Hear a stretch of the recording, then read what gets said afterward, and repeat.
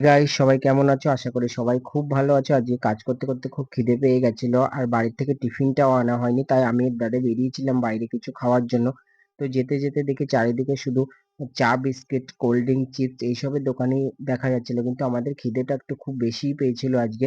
তাই আমরা কচুরির দোকানে গেলাম। কচুরির দোকানে গিয়ে দেখি কাকু একাই রয়েছে, কোনো হেল্পার ছিল না কাকুর সঙ্গে, তাই নিজেই ভাজছে, নিজেই বেলছে, নিজেই সার্ভ করছে।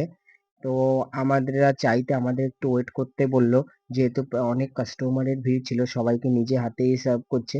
তো আমরা দাঁড়িয়ে দাঁড়িয়ে কাকুর কাজ দেখছিলাম, আর কত তাড়াতাড়ি সবকিছু করছে।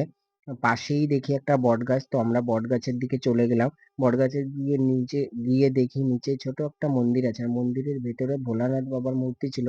সকাল সকাল প্রণামটাও সেরে নিলাম, এদিকে আমাদের খাবারও রেডি হয়ে গেছিল। প্লেট গুলো নিয়ে নিলাম। দেখুন, আমরা কচুরি নিয়েছি, তার সঙ্গে ঘুগনি, কাঁচা পেঁয়াজ, লঙ্কা কুচি, একটা লেবু, আর সঙ্গে বিট নুনও ছিল। খুব সুন্দর লাগলো খেতে, এটা অসাধারণ ছিল। পার্সেল নিয়ে বেরিয়ে গেলাম আবার কাজের উদ্দেশ্যে। কেমন লাগলো কমেন্ট করে সবাই জানাবেন। ভালো